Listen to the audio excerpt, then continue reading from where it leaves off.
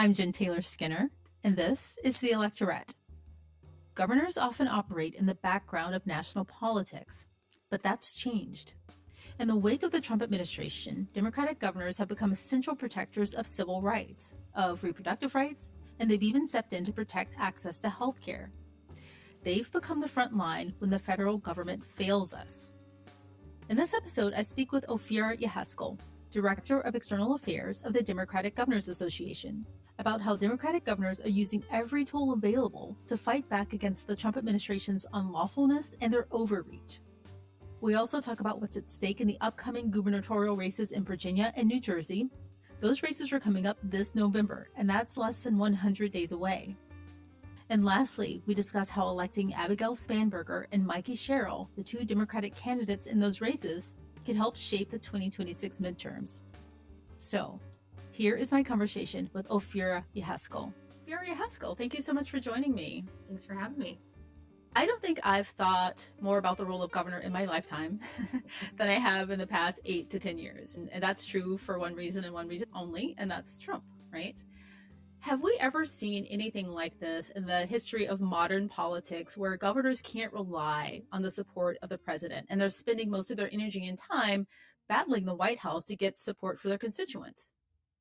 I mean, I think you've really hit the point on the head, Jennifer, that who your governor is has never mattered more than it does right now. I think we're seeing that play out every day. And this Republican budget bill, that's a real betrayal, I think is a key example of that. Governors are having to say that they can't backfill these Medicaid cuts that Republicans have made. They were clear about that from the outset when Republicans first started talking about putting this bill together, that it was going to cost people and that you can't shift these costs onto the states because they simply can't afford to backfill them. And it's going to mean millions of people have their health care put at risk. And I think that's especially poignant today when today's the 60th anniversary of Medicaid being signed into law by President Johnson. And so I think people are seeing more and more that who your governor is really matters because they're a backstop against a lot of the actions that we're seeing Republicans and President Trump take that are really harmful to people in their day-to-day lives. Right. And I know that's especially true because I'm in Washington State. And back in 2020, my governor was Jay Inslee. And this was the first state to declare a state of emergency because of Jay Inslee during the COVID pandemic. And I remember he had to specifically urge the Trump administration and the White House to take the pandemic seriously. And that set the tone nationally for the country. I mean, had he not done that, who knows where we would have been in those early days of the pandemic. And you fast forward to now, you see people like Governor Gavin Newsom, right, battling, again, the federal executive branch for their unlawful overreach and their deportation policies. And I think what that demonstrates, and you can tell me if I'm right or not, is the necessity of Democratic governors to set the tone nationally when you have a White House like the one we have. Well, totally. And I think we're seeing that they're kind of exploring every tool that they have in their toolbox for a lot of the actions that the Trump administration are taking. Governor Shapiro comes to mind for me, has sued the Trump administration successfully for funds that they've illegally held back that should be going to Pennsylvania on everything from education to infrastructure, I believe. So I think you're seeing that Democratic governors certainly have no problem, especially when there's harm being done to the people of their states or resources that should be going to them, raising their voice, standing up and saying, calling it out, pursuing action to protect people in their states. And I think by contrast, we're seeing a lot of Republican governors really quiet and mute and afraid to stand up and say, hey, this is hurting people in our states. We saw that again with this Republican budget bill. All 23 Democratic governors were in unison. This will hurt people. It's a bad idea. Simply can't happen. Republican governors signed a letter saying, yes, do it. Like, we support you, President Trump. And these cuts impact them and their budgets just as much as they do Democratic governors and their budgets. It shouldn't be a partisan issue, but I think we're seeing, unfortunately, it coming down to partisan lines. And I think really, again, illustrating that who your governor is really does matter. Right. And speaking of partisanship, you now have Republican governors who, like the president, are superseding other branches of government to take more power. And the best example of that is what's happening in Texas right now under Governor Greg Abbott and that whole redistricting thing, right? He called a special session to gerrymander the congressional map. Is there any way for Democratic governors to counter something like that? Well, I think this is just another case in point of why electing Democratic governors matters. We have 38 governors races this year and next year. A lot of the governors we're going to elect over the next couple of years will be overseeing the redistricting process as we head into 2030. So if you care about this issue, specifically voting rights, people having their voices heard, fair districts, Democratic governors, I think, have shown time and time again that they want to make sure that your voice is heard, that you're being represented fully. And Republican governors, I think, are always kind of looking for a way to diminish people's voices, and that's happening like we're seeing in with Republicans in Washington as well, trying to hide the ball on these cuts going into effect until after the midterms because they know it'll be deeply unpopular and they want to try to minimize the blowback on them. I think it just goes to show that who they're thinking of is not working people, it's the billionaires and corporations they just gave these permanent tax cuts to at the expense of working people in this country. And again, shows a real contrast between who's really fighting for you. I think Democratic governors have shown time and time again that they want to do what's right. They're willing to raise their voice. And I think that's why it's so important we elect more of them over the next 2 years. Right. People have been calling for Democratic governors to do something similar or to fight in similar ways. I mean, we certainly can call a special session in blue states to gerrymander like they're doing in Texas. And I know that there have been rumblings online about Gavin Newsom doing something like that. I think he said something publicly.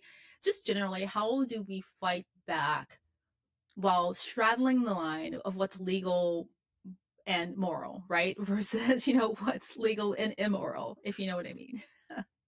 Well, like I said, if you care about this issue specifically, it has never mattered more for us to elect Democratic governors. And that's why at the DGA, we were very loud about this in the lead up to redistricting the last time around. We had a project called Unrig the Map that was about raising awareness for people about the important role that governors play in this process.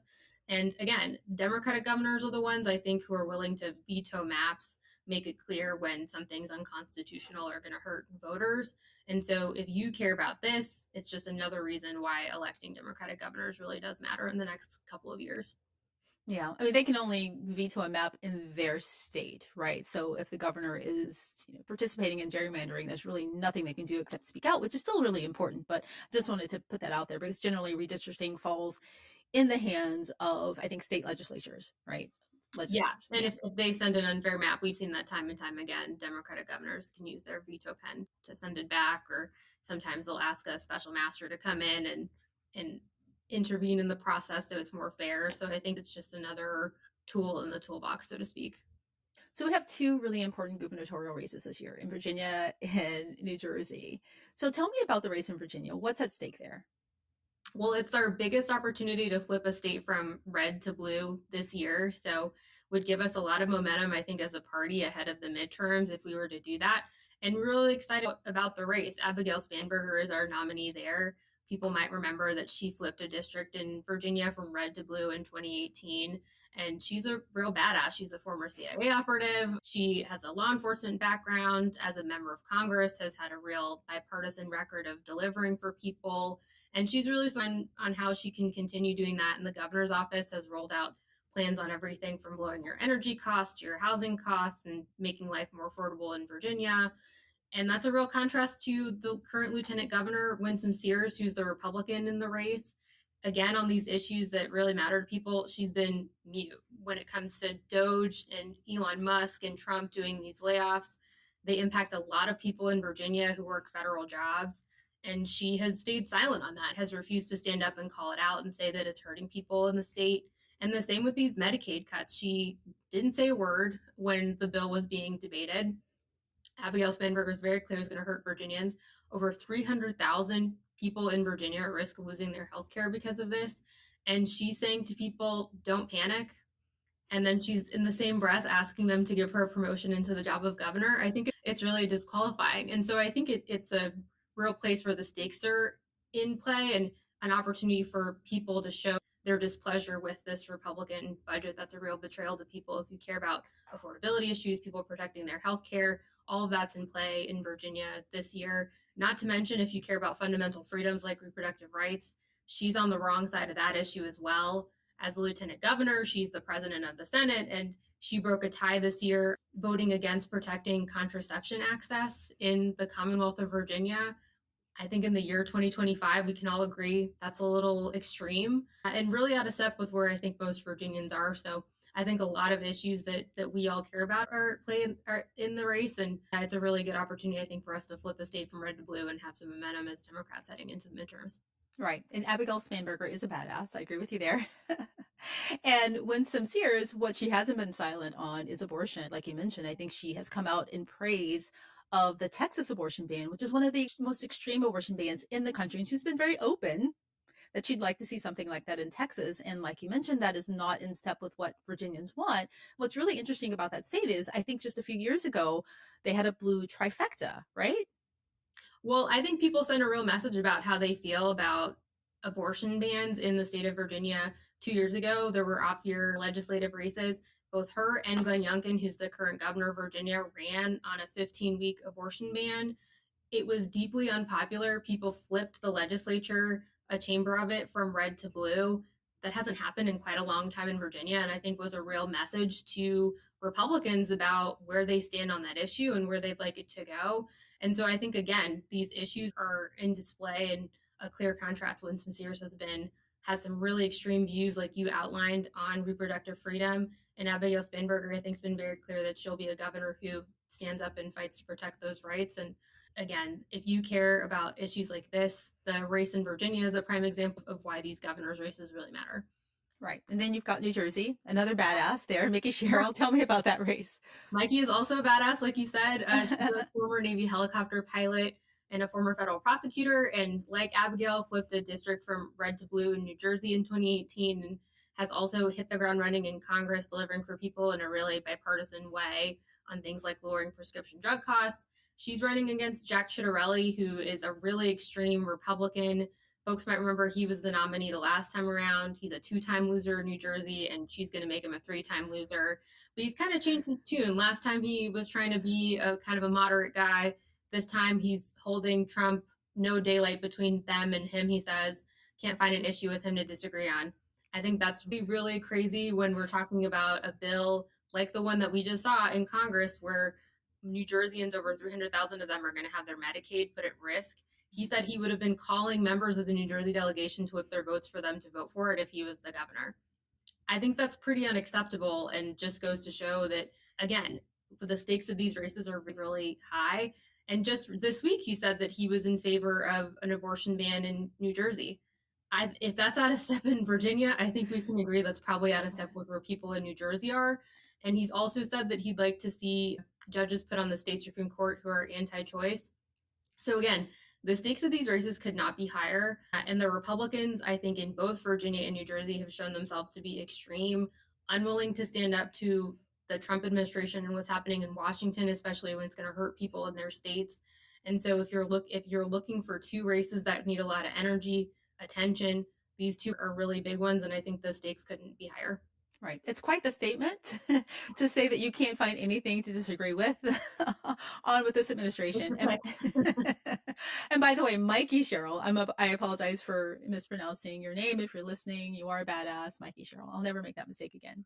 But I do want to ask you, are there ways that Democratic governors, if the two women win in this race, and I believe they will, I hope they will, are there ways for governors, Democratic governors, to fight back against some of the harms that are coming their way with this budget bill that recently passed?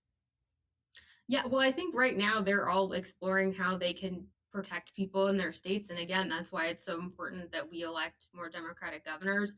I know that healthcare costs are something that we're seeing are on a lot of people's minds. And if people are looking for examples of governors who have really taken a leadership role and are getting creative, just the other day, Governor Whitmer in Michigan canceled medical debt for many Michiganders, and so did Governor Hobbs in Arizona. And Governor Pritzker's done the same, I believe, in Illinois. And so I think they're always kind of looking for ways they can protect people in their state and get creative and also lower their costs, which I think we're hearing every day is something that's really on people's minds. And President Trump said on day one, prices were going to go down. They've gone the opposite way. Everything that he and Republicans are doing has really sent prices skyrocketing for people. And I think it just goes to show, again, the importance of these races. A lot of the Democratic governors that I talked about have won on these economic issues because they're laser focused on making sure that housing is affordable, that your roads are fixed, that your schools are fully funded. And I think that's what these races tend to come down to.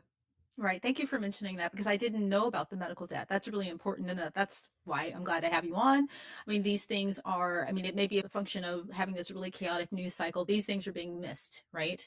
When people don't know what their Democratic governors are doing for them. Do you think these two races in Virginia and New Jersey are perhaps a bellwether for what we can see in 2026? Because I think there are, what, 36 gubernatorial races in 2026? Yeah, 36 governors races next year during the midterms, which is a lot, really big map. And people kind of do tend to look at Virginia, New Jersey as kind of an indicator of where people in the country are. So again, if you're watching this and listening and looking for a place to channel your energy, these two gov races are a big one. And I think we're starting to see already that this Republican budget that's a real betrayal is unpopular with people. And just the other day, we did polling in both Virginia and New Jersey, and people overwhelmingly told us what they think of this bill, and it's not good. They do not want to see Medicaid cuts happening. They think these tax cuts for the wealthiest people do not make sense. And they want a governor who is going to be willing to raise their voice and fight for them. They've told us that in the polling that we've seen. I think we'll hear that more and more as we approach November. We're less than 100 days to Election Day already, which is hard to believe. But these two races, I think, are a real opportunity for us to kind of send a message about what we feel Republicans in Washington are doing as well. So we've already talked about how Democratic governors can have an impact nationally, right? The example of that I used in my state, Washington State. What can everyone do right now to help out if they don't live in these states? It's clear what they should do when they live in those states. I think it's clear. But what should people just do generally to prepare for the races in November and to also prepare for next year? Well, first, you can get involved with the DGA. You can text DemGovs to 30201. That's DemGovs to 30201. That's a way to get involved with us and start getting updates on the many races we have between now and the midterms next year, and get information on them. And I think too, you could go to both Abigail Spanberger's and Mikey Sherrill's websites and figure out how can you help. Can you donate $5?